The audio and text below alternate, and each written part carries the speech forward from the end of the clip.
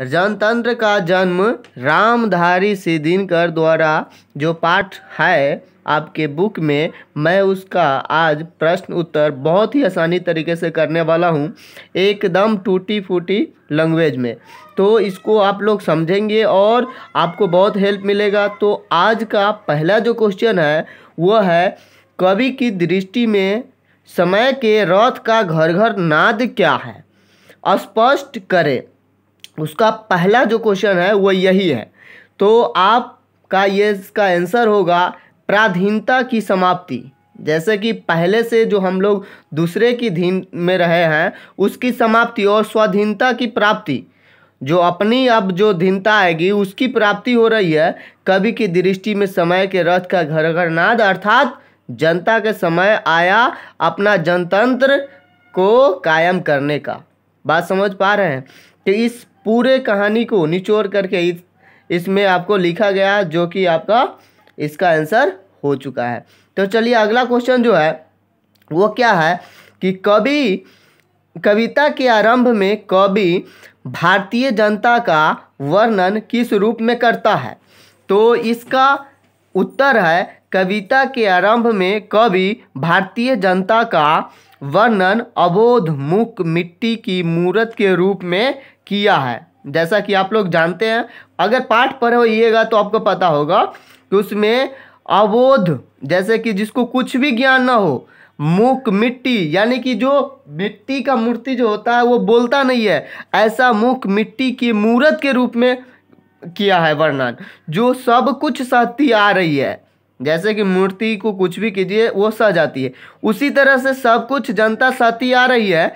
गहन वेदना में भी जो मुख नहीं खुल पाई, उसको बहुत तकलीफ दिया गया, बहुत बहुत, फिर भी वो मुख नहीं खोल पाई। कवि के अनुसार किन, ये जो अगला क्वेश्चन है इसका क्वेश्चन हो गया है।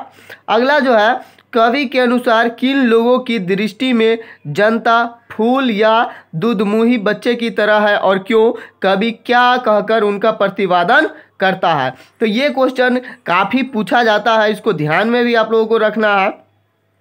तो हम लोग इसके उत्तर की ओर चलते हैं।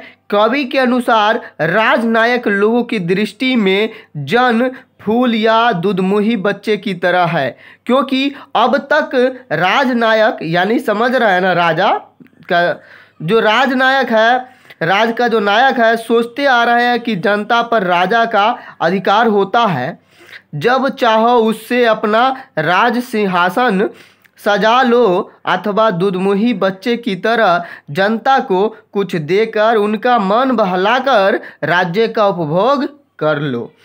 जिसका प्रतिपादन कवि ने कैसे किया है कि जनता को भगवान कहकर किया है, जो सड़क पर पत्थर तोड़ते या खेतों में काम करते हुए मिलेंगे। इस तरह से उनका प्रतिपादन करके जनता को उनको असलियत बताया है कि आपका पावर क्या है। तो इस पूरे चैप्टर में इनके जो जनतंत्र का जन्म जो चैप्टर है उसमें यही बात बताया जाता है कि अब जो है पराधीनता समाप्त हो रही है, अब हम लोगों की बारी है, जनता की बारी है। जनता यहाँ पर शासन करेगा, राज करेगा, जनता का सब कुछ है, जनता यहाँ का भगवान है। इस तरह से कवि का इस चैप्टर द्वारा कहना है। तो इसका क्वेश्चन आंसर हम लोग ने इसमें 3 किए हैं। अगले वीडियो में आपको नेक्स्ट और क्वेश्चन मिलेंगे और पाठ के भी मिलेंगे। तो अगर इस चैनल पर आप लोग नए हैं तो इसको सब्सक्राइब कर लीजिएगा, और चैनल अभी तक ले इस चैनल को सब्सक्राइब नहीं किए तो सब्सक्राइब कर लीजिएगा। Thank you for watching.